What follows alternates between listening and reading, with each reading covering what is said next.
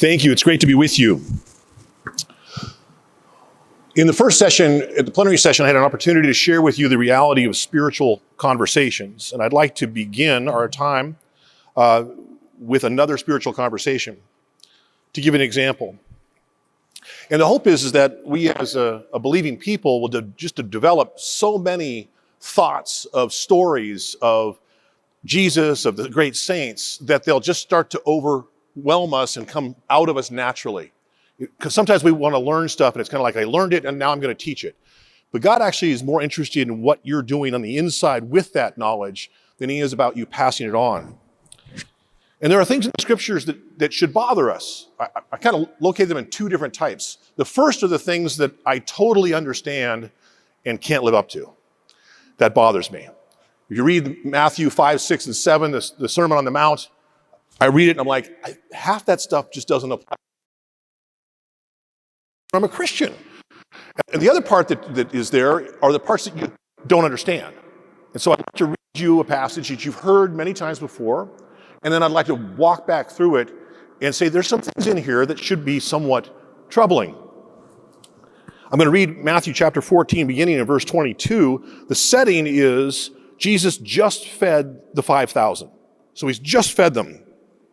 And so then he's in verse 22, then Jesus made his disciples get into the boat and go before him to the other side while he dismissed the crowds. And after he had dismissed the crowds, he went up into the hills by himself to pray. When evening came, he was there alone. But the boat was many furlongs distant from the land because it was being beaten by waves and the wind was against them.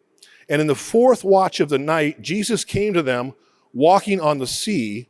But when his disciples saw him walking on the sea, they were terrified, saying, "It's a ghost." And they cried out in fear, and Jesus said, "Take heart, it is I. Have no fear."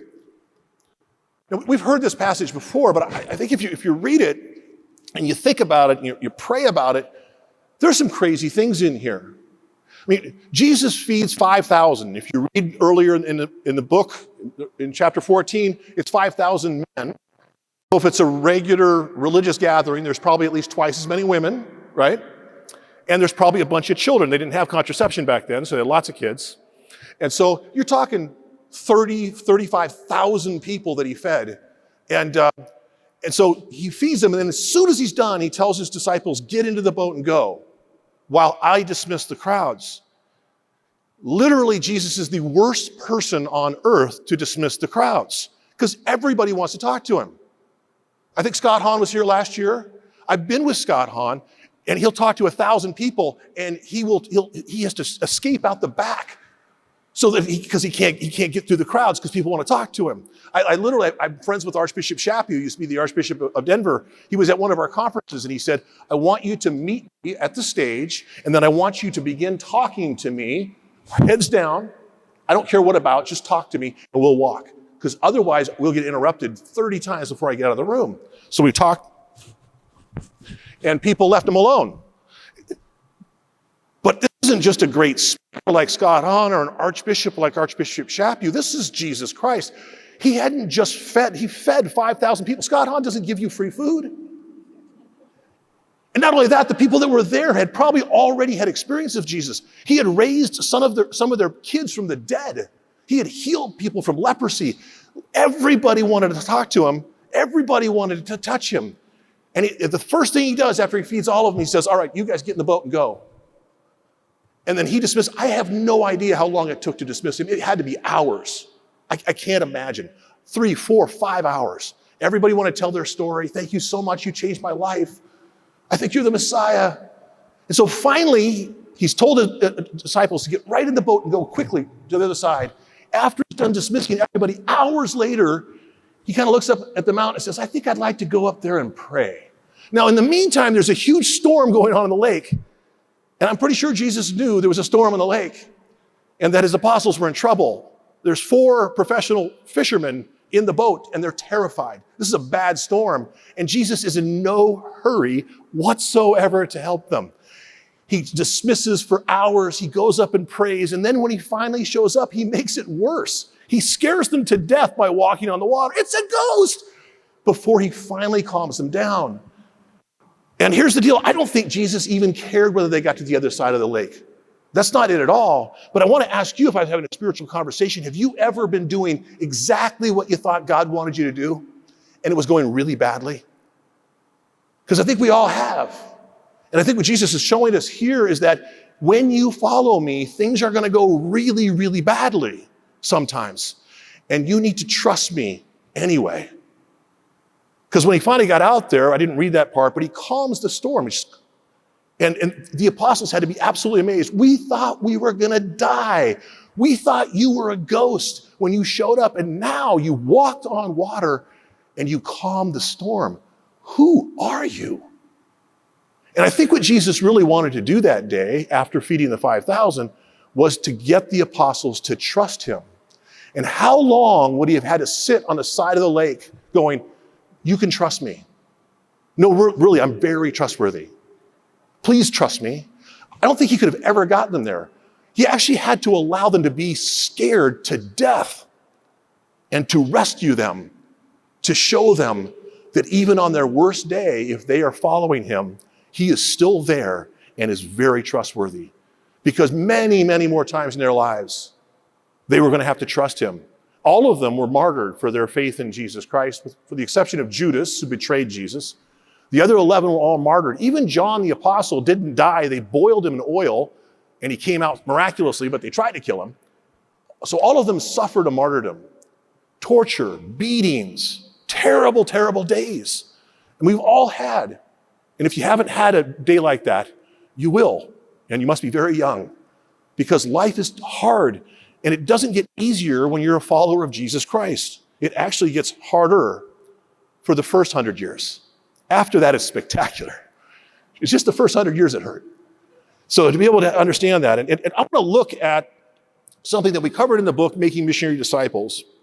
I want to look at the method modeled by the master, because Jesus does stuff like what he did in Matthew 14 that are counterintuitive. You wouldn't think he would do that. Why would you tell the 11 men, the 12 men who could be the best at dismissing to get in a boat and go? Why not let them dismiss the crowds first? But no, he sends them right away. And then why would he then in the midst of the storm say, I think I'm going to go up in the mountains and pray, knowing that he's the only one who can save them? And Jesus does this to us. But I want to look at his life, and I want you to look with me at his life and say, it's actually kind of crazy what he does just in his general life. I mean, you think about it. We get into trouble on the second page of the Bible, Genesis 3. We're in trouble. Now, I don't know if you were God, how long you would give us a timeout for. If I was God, I certainly would have given a timeout until maybe Genesis 5 or 8 or something like that. We get the entire Old Testament. Most of the Bible is us waiting for Jesus to show up and solve our problem. Now, yes, God offers covenants, and he doesn't leave us completely orphaned, but his definitive solution about sin in the world doesn't come until Jesus comes. And it's most of the Bible. It's thousands of years. It's dozens of generations. It's amazing how long we wait. And when he finally shows up, he's the only Savior for all the world, for all of history. When he finally shows up, he's 30 years old and he's living at home. As was mentioned in the introduction, I have 9 children, and I'm telling you, if they were 30 years old and living at home, I would be kicking them out of the house, which is kind of what happened at the wedding feast of Cana, right? Mary says, do whatever he tells you. He nudges him into his public ministry. But I think if you could sit with Jesus and say, let's say he's 28 years old and he's living at home, and you're like, so you're the Savior of the world, right? Yeah. You can see that everybody's really suffering out here, right? I mean, they're waiting for you to save us, right? Yeah. So get on with it. And I think you would say, I don't think you've been looking at what I've been doing. I'm God, made man. My mother is conceived without sin, and my earthly father is a just man.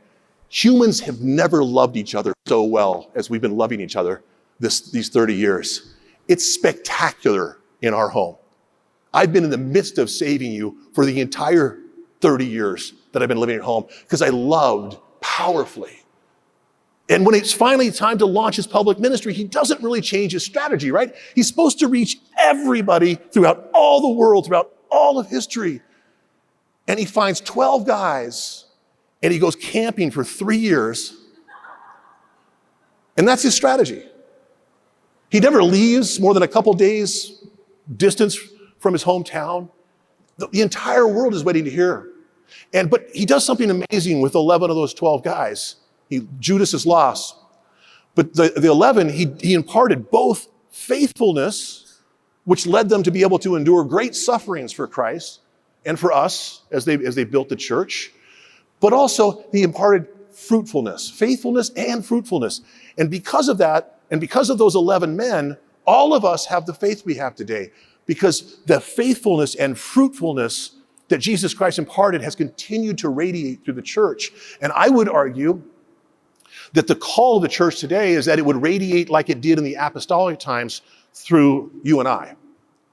To be able to sit back and say, Jesus did 2 things in his life. You could put kind of 2 giant captions. The first thing that Jesus did is he rendered the extraordinary ordinary. He worked miracles on a daily basis, raised people from the dead, cleansed lepers. It was amazing, fed the thousands. Miracles became an ordinary event. And if you can do that, go for it. Most people I know can't. And so the big thing, that making the extraordinary ordinary, is not something that most ordinary people do. But Jesus did something else that all of us can do. And I'd like to spend the rest of our time talking about that. Because Jesus rendered the ordinary extraordinary. Yes, he rendered the extraordinary ordinary. He worked miracles. But the way that he lived with his mother and earthly father and with the apostles, just loving them powerfully, knowing them intimately, that we can all do. We can all have friends that we invest in and call them and allow them to call us to be both faithful and fruitful. And we can all do that. Let me tell you a story about a gentleman by the name of Jan. Jan was a tailor, ordinary guy, didn't have a degree in theology, and he happened to just be a tailor. And all of a sudden, something terribly bad happened for Jan. He happened to be living in Poland when the Nazis attacked. And the Nazis began to suppress the Catholic Church, and the seminaries were all closed. And Jan began to realize, I don't have a theological degree, but I do know my faith. And the young men in Poland are going to lose their faith because no one's teaching them. So at great personal risk, Jan began to gather men in small groups, half dozen, just small groups, and began to teach the importance of the rosary, began to teach them how to pray in their own words, how to understand the scriptures better, how to encourage one another, how to grow in virtue. Of the dozens of men that Jan worked with over the next 15, 20 years, 10 became Catholic priests. And one of them was St. John Paul II. Jan Taranowski might have been the most significant layperson in the Catholic Church in the last 100 years. And he was an ordinary tailor who just loved a few people really well and then called those people to both be faithful and to be fruitful. And oh my goodness, did they become faithful and fruitful. And every one of us can do that. And this is the power of the method modeled by the Master, that we sometimes think in this day and age that we can use the internet, and we should, and we can use television, and we should, we can use radio, and we should. I mean, that's going to make the difference. But see, Jesus got to pick when he came. And he didn't pick to come here now and use social media. Now, we should use social media. It's a powerful tool. But it doesn't mean we should stop loving people that are closest to us. Because often for young people, social media has taken the place of friendship, not added to it. Jesus had a very big day job. St. John Paul had a very big day job. He was impacted by Jan, as I said, but he learned a lesson. He was not just faithful, he was fruitful. And so when he was a young priest, he began to gather lay people together. And his motto was, I want to do everything I can with lay people except sin. And so he took them camping, and he took them kayaking, and they wrote plays together and performed them. And these young Polish people grew up and became the Poles who overturned communism because of their fidelity to Christ and their willingness to sacrifice for the good and the true and the beautiful. And it didn't stop there. Father Wojtyła got a bigger job. He became Archbishop and then Cardinal Wojtyła, and then he became John Paul. And he never stopped. Later in life, I had a chance to meet a Polish family. about my age. And as we got to know each other, they said, well, we grew up in Poland, and actually when we were young, Father Wojtyła was our parish priest.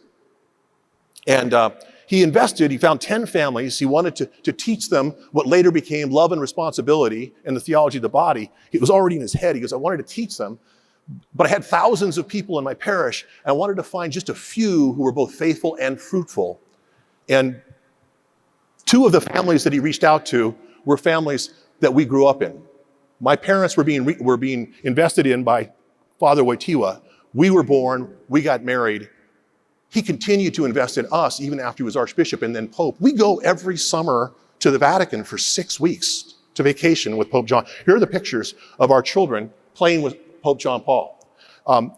He's their godfather. He baptized them. He heard their first confession. He gave them first communion. He's confirmed them. He's like an uncle to us. And he did this not just for this one family, but for a number of Polish families who he stayed in touch with, even though he had a big, big day job. And you may have a big day job. I hope you do. But recognize that even if you do, it shouldn't get in the way of what I would call the little way of evangelization. St. Therese gave us the little way of spirituality. But this is the little way of evangelization that says, yes, I could reach the multitudes. And John Paul did. But actually, I'm going to have a greater impact by reaching a few powerfully. And the cool thing about that is 2 things. Everybody in this room and everybody you know can do this. Okay, I have a son with moderately severe autism. I'm not sure whether Philip can do this, but everybody within the standard deviation of humanity can do this. Just love a few people and essentially say this: I want to go to heaven. Do you want to go to heaven? Let's go to heaven together. Because it's way easier to go together than it is by yourself. Becoming a saint is humanly impossible. Only with God's grace can it be done. And even then, it's very, very hard. It's not complicated, it's just hard. It's a lot of work. And it's so much easier to do it with a handful of others. Have you ever noticed that saints tend to come in clusters? That when there's a St. Francis, there's a St. Clare. But some of them are even canonized that way, right? St. Charles Lwanga and companions. Wouldn't you like just to be, I'd like to make it as a companion someday. Just recognize that we need one another. The story or the image that we've used on the college campus for 20 years is imagine a burning hot barbecue with coals. And it's red hot, white hot. And you reach in with tongs and you take one out and put it on the side. That one's going to cool off. And the others are going to stay hot. We need each other. So the first great thing about this is everybody can do this. The second thing is, and when you do, everybody's known and loved and cared for. Because you could reach 1 million people with a web page and you won't know their names, you won't know anything about them. And see, God gave us 2 commandments, not just to love God, but to love God and to love neighbor. And the little way achieves both. While we love God together, we're loving one another. We're fulfilling the 2 great commandments while we're fulfilling the Great Commission. And the power of this is extraordinary. How one person who himself was not extraordinary, he lived extraordinarily well, but Jan Taranowski, how that one person could infect dozens and dozens of lives. And 10 of those men would become priests, and one of them would become a sainted pope. So he impacted, not in the first generation. In the first generation, he impacted dozens. But in the second generation, he impacted millions because of who he reached out to. And you have no idea where the next canonizable saint is in our culture today. Where are they? Maybe they're not even alive yet. St. Ignatius of Loyola had this experience. He was a soldier, he was wounded in battle, and he had to undergo surgery, and there was not a lot of medicine back then. So it was a lot of pain, and he had very little to do. They had 2 books, the Lives of the Saints and the New Testament. And so he didn't want to read either one because he was a soldier, and he was a tough guy, and kind of a ladies' man. But he finally got bored enough that he began to read. And then after a couple of days, he was looking forward to reading. And he said at one point in time, he was reading the scriptures, and he says, my eyes were open just a little bit. And I realized I could get better and go back to being a soldier, or I could be a soldier for Jesus Christ. I could, instead of battling for my king, I could battle for the King of Kings. And with that knowledge, he went and found some guys at the University of Paris. One of them was named Francis Xavier. He's the patron saint of universal missions. and others who all became canonized saints. And within one generation, St. Ignatius had founded the Jesuits, and the Jesuits had gone to evangelize all of Latin America, much of Eastern North America, and much of Northern Europe, which had been demolished by the Protestant Reformation. The Catholic faith was being restored. One guy whose eyes were opened a little bit, and then he found a few other guys, and they changed the world. And it was uncomfortable. It got to the point where St. Ignatius and St. Francis Xavier were best friends. They had dreamed and prayed about serving God together. And so they were getting ready to send some Jesuits to India and to China. And one of them got sick. Like, okay, we'll send the other guy. The other guy gets sick, and there's only one guy left, it's St. Francis Xavier. And Ignatius looks at him and he goes, if I send you, I'm never going to see you again. You're my best friend, and you're going to die over there, and we're never going to see each other again. And Francis Xavier said, I'm going. I would love to spend the rest of my life in friendship with you, but reaching the world for Christ is more important. And St. Francis Xavier left and did die without ever seeing Ignatius again. But they changed the world. And maybe it's you. Maybe you're called to move to Asia. Or maybe it's somebody you're going to work with. I don't know what it is. But to recognize just the ordinary lived extraordinarily well allows us to live in what we would call authentic friendship. To be able to see that what is amazing in life is that really all of life is about friendship. Our salvation is a friendship with God. We were at war because of sin. We were dead, as Jesus says in the parable of the prodigal son, and now alive again because of the gift of God. And that friendship is the foundation of all of our other friendships. Really, heaven is just perfected friendship with God first and with others. And hell is the absence of friendship.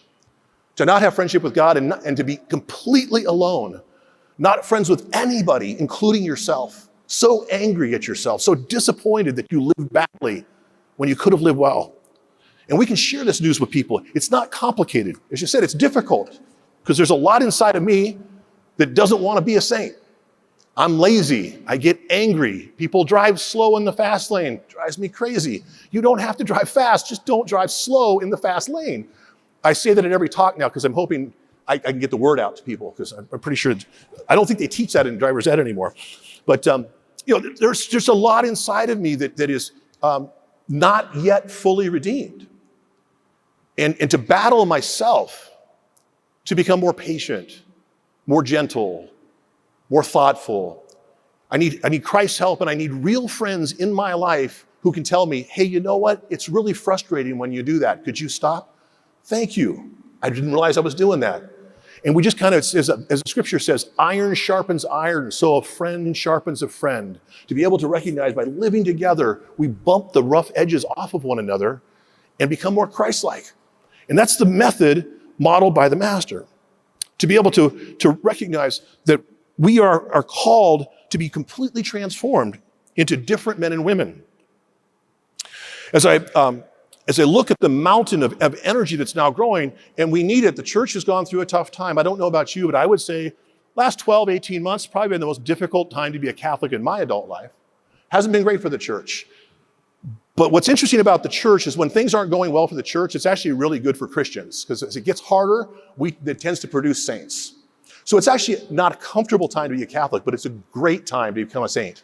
A great time to become a saint. Think about the way saints happen. Even on a natural level, heroes are built for bad times. If there was no civil justice crisis in our country in the 50s and 60s, we would never have heard of Martin Luther King Jr. He stepped into a crisis. The biggest crisis we've ever had is our sin problem, and Jesus, the greatest man who ever lived, stepped into that. We are made to become saints by stepping into difficulty. That's how we do it. If you think about the lives of the saints, their lives are great now, but for example, Ignatius of Antioch was a first century Christian. He was a bishop, and he was an old man when the persecution broke out. And they went and they captured him, put him in chains, even though he was an old man. in his 70s or 80s, and they're leading him in a wagon in chains back, and he starts to realize, I'm not getting out of this. So he starts to write some letters. They're available in the library if you want to go. St. Ignatius of Antioch. And he wrote letters to the church at Rome and church at Smyrna and different places. And as he's going, he realizes that they're going to try to rescue him, the Christians are. And he writes and says, please don't rescue me. I only get one chance to die, and I'm an old man, and I'm about to be able to die for Jesus Christ, who died for me. Don't rescue me. Knowing that if he was found guilty of being a Christian, he would be fed to wild animals.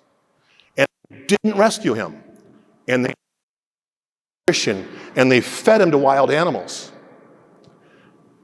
And every moment since then has been spectacular for him. Can you imagine having dinner with him up in heaven? And says, so tell me about yourself. I'm Ignatius. Where are you from? Antioch. And somebody else at the table says he's being humble. That's actually Saint Ignatius. He's a canonized saint. You're like, wow, first day in heaven and I get a canonized saint. That's pretty cool. And you realize the room is filled with them. And so he tells you what his story. He tells you how he died. And that he was fed to wild animals. That he had told the churches in his letters, please let my bones be ground up by the jaws of the beast, the way that wheat is ground up into bread that then becomes the body of Christ. Allow me to be transformed by these beasts. He tells you the whole story, and then he sits back and says, so that was my story, tell me yours. And you're like, I gave up chocolate during Lent. Because we're all writing our own autobiography right now. And you get to decide what the next chapter is. And do you want to live boldly and die well? Or do you want to live a mediocre life and have nothing to say for the rest of eternity? Because I really think part of the conversation in heaven is going to be glorifying God in how amazing he made his people. Blessed be God and his angels and his saints, as we say in the divine praises. To be able to recognize that God could make great things out of every single person in this room. To realize that this generation of Catholics is responsible for this generation of people. They are waiting for us to become who we're supposed to be so that we could set the world on fire. They are longing for you and for me to live. Maybe you're called to be the next St. John Paul, or maybe you're just called to be the next Jan Taranowski. But to have an impact in people's lives and let God do whatever he wants to do with you and with them. And to watch the world. Ted Sri will be here a little bit later in the day, but Ted and I were together in Rome.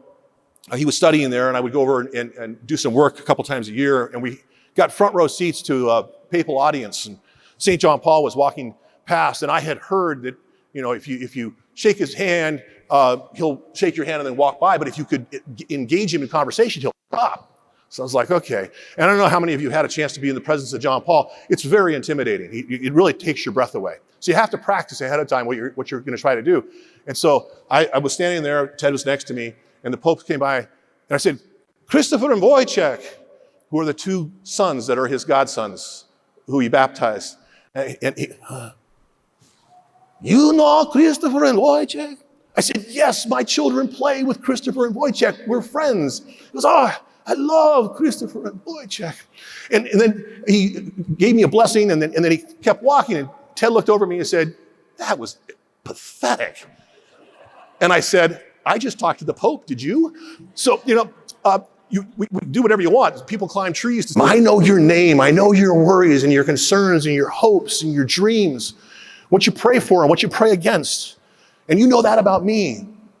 And we're going to hold each other accountable. And when I get tired of running after Christ, because it does hurt to run after Christ, you'll encourage me, and I'll do the same for you when we get tired, to be able to recognize that this method that Jesus modeled, that each of us can live, is the power. And here's what happens. It's an amazing thing.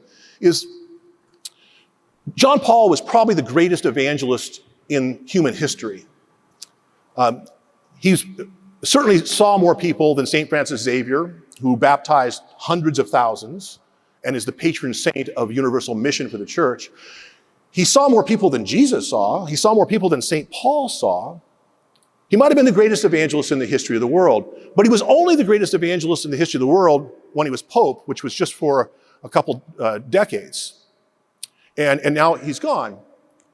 And it's powerful to think, but little way does something amazing. It's fair to say that John Paul may have reached 1 million people or even 10 million people a year when he was Pope. It's possible. It's hard to count. Here's the problem with that. That's the best we've ever done in all of human history. And there's more than 100 million people that are born every year. So even if he was getting 10 million a year, which would be the best we've ever done, ever, he was still missing 90 million people a year.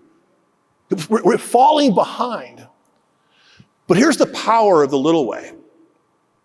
One person invests in 2 or 3 or 4. Jesus was God. He invested in 12. He got 11. He had a 92% success rate, which is not bad. We do math and focus. We have about an 85% success rate. So we're one apostle behind him right now. But we're doing all right. Pray for us because we'd like to get another apostle worth of people. But to be able to sit back and say, this is what we're doing on Focus. You send out 4 missionaries. I think there's now 7 at UMary, and we're serving other places, NDSU, UND, here in North Dakota and across the country. But what's been interesting is we send 4 missionaries, and those missionaries, we say, just go out and live big. Michelle is one of the founding missionaries here at UMary. And but live big and play intramural sports and have parties and stuff like that, gather young people by the hundreds. But in the midst of that, find a handful that really want to run. And so those 4 missionaries go on campus and they look for 2 or 3 or 4, sometimes 7 or 8, but let's just do 2 because the math is simple.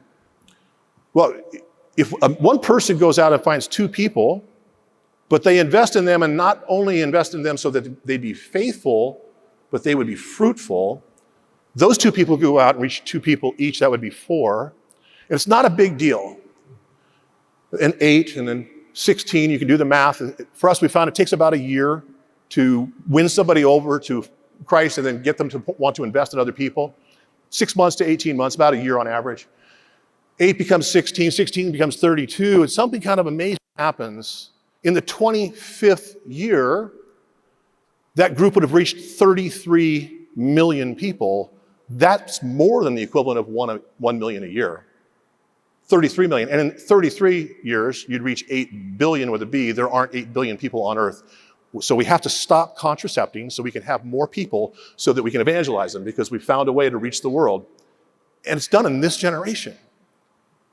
And everybody can do this. It's just loving a few people, 2, 3, 4, not 30. You won't be able to know them really well. Jesus knew the apostles. Think about the way he spent time with the apostles. I mean, it's crazy. If I wanted to tell you about something, the arch in St. Louis, I would draw it up I'd go to Google and I'd show you a picture of the arch and I'd tell you something about it. When Jesus would do that, he'd be up in Galilee and he'd say, I want to tell you something about the temple. And he turned to the 12 apostles and say, let's go for a 5-day walk to the temple so that I can show you something. And there'll be 5 days back. Can you imagine going for a walk for 5 days with Jesus Christ? Oh my goodness, the journey would have been better than the destination. I mean, you're walking along for miles and, so it's Simon, Peter, and James, and Jesus, and then something happens, and now it's John and Bartholomew, and who is? It's just for hours. Hey, Jesus, when you said that thing at the Sermon on the Mount, I mean, how pure of heart. I don't understand. What do you mean by that? And he just explained everything. And he'd get to know you, and you'd get to know him. So much so that you'd never be able to live your life the same way again. And Jesus has given each of us the power to do that. Not me, Curtis, no, but me, Curtis, living in Christ with the Holy Spirit, yielding its fruits and its gifts through my life. We can become, and I've watched it happen hundreds and now thousands of times, where a young person has given their life to Christ and decided they want to invest in others. And over the next couple of years, they meet people, and those people say, I will never forget this person. I will never, because they came into my life and lived Christianity in front of me so beautifully that it changed my entire destiny. And all of us can do that. And by investing in a few and teaching others to do the same, the few that we invest in to also invest in a few, We see this in the scriptures. Jesus said, the last thing he ever said on earth was the Great Commission. And then he was ascended into heaven. So he'd already lived, already died. 40 days of appearing and disappearing. This is the last appearance, the last thing he says in Matthew chapter 28, verses 18 through 20. He says, all authority has been given to me on heaven and earth. Go therefore and make disciples. Now, when we teach young people how to read the scriptures, one of the things we teach them is when you see a word like therefore, you should stop and see what it's there for. Because it's a connector. It just connected two things. And what this connects is, Jesus says, all authority in heaven and earth have been given to me. Go therefore. So the first thing he's connecting is that he has all authority in heaven and earth. Now, he always had all authority. He's God the Son and the Son of God. He's the Savior of the world. But he only claimed to have all authority one time. And then he puts a therefore in there and says, therefore, go make disciples of all nations. And then he teaches them how to do it. Baptize them in the name of the Father, the Son, and the Holy Spirit. Teach them to observe all that I've commanded, and I'll be with you until the ends of the age. Go make disciples is what he tells us to do at the last thing with all of his authority. St. Paul wasn't one of those original disciples. He was converted later, as you know. But he took Jesus seriously on this, and he made disciples. He wasn't just a disciple. We should all be disciples of Jesus. He made disciples. In fact, several of the books in the New Testament are evidence of that. 1 Timothy and 2 Timothy weren't written by Timothy. They're written by Paul to Timothy. Titus wasn't written by Titus, written by Paul to Titus. To be able to recognize he was making disciples even when he wasn't there. To Timothy, he says this, 2 Timothy chapter 2, verse 2. The things you've heard from me in the presence of many witnesses, entrust those things to faithful men who can teach others also. What he just said is, Timothy, I'm teaching you that you should teach the things I've taught you to other people who can teach other people also. Fruitfulness, not just faithfulness. There's 4 generations there. Paul to Timothy, Timothy to the people he's teaching, and he wants those people being taught to teach others also. That's the power of fruitfulness. To be able to sit back and say, yes, this works. I could be Jan to a handful of people. Jan didn't do anything extraordinary. He just did the ordinary really extraordinarily well. He wasn't qualified, didn't have a degree, wasn't a specialist, wasn't a priest. He was an ordinary layperson who in very difficult times lived really well. Every time he met with these guys, he was in danger of going to prison or being killed. It was terribly inconvenient to do what he did. But he did it because of his love for Christ and his love for his country. I want my people to be renewed. This Nazi Holocaust will not last forever. Unfortunately, the Russians came in next and didn't get any better for a while. So the need for them to be faithful and virtuous was so essential. And they did it because of an ordinary tailor. And we live in a world now that's really, really difficult to become a saint. In fact, to even claim to be a Catholic is difficult these days. On a college campus, to stand up for the Catholic faith takes heroism. Because the Catholic Church is being painted as a group of bigots who are judgmental. And we have to walk on what we see on a college campus. I was at a college campus in New York, and there was a town hall meeting about whether focus should be thrown off campus. And the issue was the Catholic Church is bigoted against homosexuals, or so they claimed. And the town hall meeting didn't go very well for the first half hour. A lot of yelling, a lot of shouting. The Catholic Church are bigots. They should get out of here, blah, blah, blah. And then a gentleman got up and he said, I'm a Catholic homosexual. And I've never once been mistreated by Catholics for being a homosexual. But I am routinely mocked for being chaste by my homosexual friends. If I've ever experienced bigotry here, it's from the homosexual community, not from my Catholic community. Who knew that man had loved him in a powerful way, and he was able to testify to their loyalty to him. To recognize we as Christians may disagree with some of the things the world says, and we do, but it doesn't mean we hate the people we disagree with. Oh, on the contrary, as I said this morning, they're not the enemy, they're the prize. And we're going to love them first because Jesus Christ loved us first. Book of Romans says, while we were yet sinners, Christ died for us. He loved us first. And for us to recognize the Catholic thing to do is to love people regardless of whether we agree with them or not, and to be with them. Our missionaries sit shoulder to shoulder with people sometimes who are serious, serious sinners. And if we developed a friendship, we might be able to encourage them to move beyond that sin, but we want to sit with them first anyway. Jesus was so associated with sinners that actually accused him of being a drunk because he was around drunk people. And to recognize, do we live this way? Do we love first? And that's the work of the missionary, to go out and love first, people we disagree with. And then eventually what happens over time is over and over and over again, people say, why are you all so happy? And we tell them about our relationship with Christ. And the cool thing is that relationship is available to anybody. And a lot of times, most of the time, the students who work with Lena say, I would like that. Occasionally they don't. And sometimes it takes a long time, but to love them first. And what we've watched is what began with 2 part-time missionaries 21 years ago, and then it had dozens of missionaries, and then hundreds of missionaries, and now if you count the missionaries and the former missionaries, thousands of missionaries, reaching tens of thousands of college students, and now hundreds of thousands of people in parishes outside.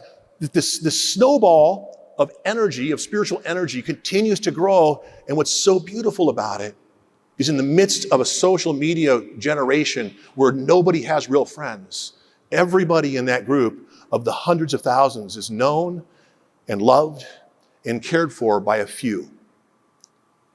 So you can reach the world in this generation with the method modeled by the Master, and when you do, you can fulfill the 2 great commandments of loving God and loving neighbor. I really believe that this is something that the church has done well at different points in time when she's gone through renewal. I'll give you an example of this. One guy who did this, his name was Anthony. He was from Portugal, and he thought, I'm going to go to Morocco. I'm going to go to Northern Africa, and I'm going to evangelize the people from Morocco. And so he goes to Morocco. He doesn't reach a single person and gets so sick he's about to die. And he's like, I just need to get back on a boat and get back to Portugal. You can literally see Portugal. It's not that far away. It's right to Gibraltar. They're right. It's right. Okay. All I need to do is get on a boat and get back. I feel like a total failure. I went here to evangelize. I didn't reach not a single person. And in the midst of it, I got so sick, I'm going to die.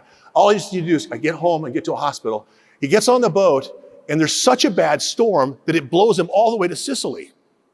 And so he finally gets onto the mainland in Italy, and he's like, I can't even get back to Portugal. I'm such a failure. Says Anthony's just thinking, what's going on? I thought I was doing exactly what God wanted me to do. Kind of like the disciples in Matthew 14. What's going on? And then as he's trying to find a place just so he won't die of this illness, he meets this guy named Francis. And St. Francis of Assisi and St. Anthony of Padua changed the world through what looked like failure. But what Francis did is he just loved a few, and he loved them and said, let's get radical. I mean, joyfully, lovingly radical for Christ. You want to do it? And he found a group of guys. And to this day, there are men and women who wear different colored clothes because of Francis. Usually brown, sometimes gray. But the Franciscan brothers and sisters are still having the impact because one guy lit up and started lighting other people up. And brothers and sisters, each of us can do that for a handful of people. And who knows when the next St. John Paul will be reached and come to change the world on the big stage, which we long for. So that's the method. I think this is how we fulfill what I shared this morning with St. Catherine of Siena, who said, if you are what you're meant to be, you would set the world on fire. You could argue that Jan Taranowski set the world on fire in the most ordinary way. What'd you do? I spent a couple hours a week with a few guys, and we talked about the most important things. And they lived their lives. Some of them became priests, and one became pope. And not just any pope, but a canonized pope. And to sit back and say, and as we've watched this roll out on the college campus, it's been fun. Jan worked for about 20 years with those men, and 10 of them became priests. To be able to sit back and say, we've been at this for 21 years, and we've had 857 young people enter religious life at the seminary. Over 120, praise God. 120 have now been ordained priests. Most of the guys are still in seminary because it takes a while to get through. And now those priests are now leading some of the fastest growing parishes in the country. I mean, the number of lives are being changed. I'll just tell you about Brian. Brian was a goofball in college. This is self-professed. And didn't take anything seriously. Was just about ready to leave his Catholic faith. Showed up for Mass occasionally, but not all the time. And there was an ultimate Frisbee game, and Brian was a great ultimate Frisbee, still is. But I mean, literally national champion ultimate Frisbee player. And I didn't even know they had national champions for ultimate Frisbee. That's how old I am. So anyway, a couple of guys on his team started attending a focused Bible study and invited Brian to go with them. And Brian, the first couple of times he went, kind of mocked. He was being sarcastic. The Bible study would go on, and he'd ask, silly questions to derail the conversation. But the missionary that was leading the Bible study asked him out for lunch, and they started spending time together. And Brian experienced a pretty profound conversion later that year. Became very committed to the Bible study. Was attending Mass not only every Sunday, but even going during the week occasionally. He then became a focused missionary. And he served for 4 years, and then he entered the seminary. And he was in seminary for 6 years. So it's taken a long time to get there, right? Because it's a couple years in college, and then 4 years as a missionary, then 6 years as a seminarian. And then he was an associate pastor for 4 years. So that's another 4 years. So it's taken a long time. And then he was made a pastor of one of the worst parishes in Denver. And not only the worst parish, the school associated with it was bankrupt and empty. I mean, literally, they should have closed it 5-10 years earlier, but the previous priest loved it so much that he kept getting people to give him extra money to keep it open. But it was a disaster. Father Brian comes in, and now he's finally a pastor. It's taken 4 years and 6 years and 3 years, taken a long time to get there. And now he's a pastor almost 15 years later, and it becomes the fastest growing parish in the Archdiocese of Denver. The school is full. Not only that, they had to buy another campus, and that one's full also. It's only been 3 years. And now they're looking for a third campus because families are moving into the neighborhood so that they can go to church and send their kids to this school because one person who caught fire, who was a goofball, and then committed his life to Christ, and then began to follow and has been committed to gathering people in small numbers. He's got a big day job. He's running one of the fastest growing and biggest parishes in the Archdiocese of Denver. But I know Father Brian. I know him well. He was the associate pastor in my parish before he moved to be the pastor there. And we picked that parish when we moved to where we are because Father Brian was there because he was a dear friend. And he's changing lives, not just a few, but thousands and tens of thousands of lives. But he stayed committed to investing in a few as well because you can live the big way. And if you can, you ought to. And Father Brian can. But all of us can live the small way and become what we're meant to be. And by God's grace, set the world on fire. St. Ignatius of Loyola, who founded the Jesuits, used to close each of his meetings with his young Jesuits with that same invitation. St. Catherine said, if you are what you're meant to be, you would set the world on fire. St. Ignatius said to the young Jesuits at the end of every meeting, go set the world on fire. Brothers and sisters, go set the world on fire. Thank you.